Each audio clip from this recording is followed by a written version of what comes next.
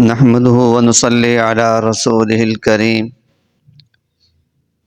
ایک حدیث ہے، من کان للہ کان اللہ لہ، جو بندہ اللہ کا بن جاتا ہے اللہ جل شانہ اس کے ہو جاتے ہیں۔ سیدنا عمر بن عبدالعزیز رحمۃ اللہ علیہ، ان کا آخری وقت تھا، تو ان کے پاس ایک ان کے قریبی عزیز آئے۔ وہ کہنے لگے، عمر آپ دنیا سے جا رہے ہیں اور آپ کے 11 بیٹے ہیں، آپ نے اولاد کے لیے کوئی جائیداد نہیں چھوڑی۔ تو انہوں نے کہا کہ مجھے اٹھا کر بٹھاؤ۔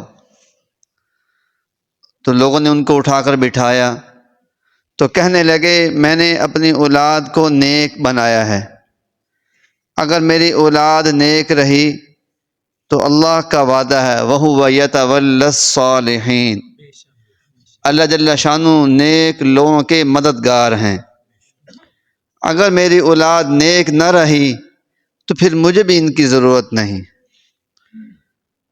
تو عمر بن عبدالعزیز کے انتقال کے وقت جو انہوں نے میراث چھوڑی وہ کل 17 دینار تھے۔ 5 دینار وہ ان کے کفن دفن میں خرچ ہوئے، 2 دینار میں جگہ خریدی گئی جہاں ان کو دفن کیا گیا، باقی 10 دینار تھے تو ان کی اولاد 11 تھی، تو ایک بیٹے کو 1 دینار بھی نہیں آیا، تو اس 10 دینار کے درہم تبدیل کیے گئے، ان درہموں کو تقسیم کیا گیا۔ پھر جو کہنے کے لیے آیا تھا کہ آپ نے اولاد کے لیے کچھ نہیں بنایا، جب اس کا انتقال ہوا تو اس نے اپنی اولاد کے لیے اس زمانے کے حساب سے کروڑوں کی جائیدادیں چھوڑیں۔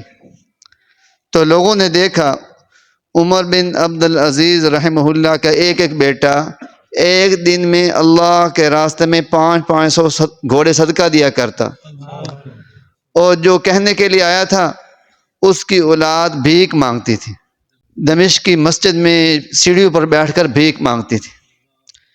تو ایک مولانا لکھتے ہیں، اس میں کوئی تعجب کی بات نہیں، اس لیے کہ عمر بن عبدالعزیز رحمہ اللہ نے اپنی اولاد کو اللہ کے حوالے کیا تھا۔ من کان للہ کان اللہ لہ، جو اللہ کا ہو گیا اللہ اس کے ہو گئے۔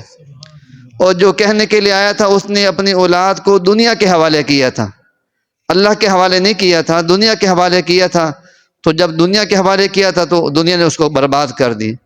تو اس لیے میرے دوستو، خود بھی نیک بننا ہے، اپنی اولاد کو بھی نیک بنانا ہے، اور اس پر اللہ کے وعدے ہیں۔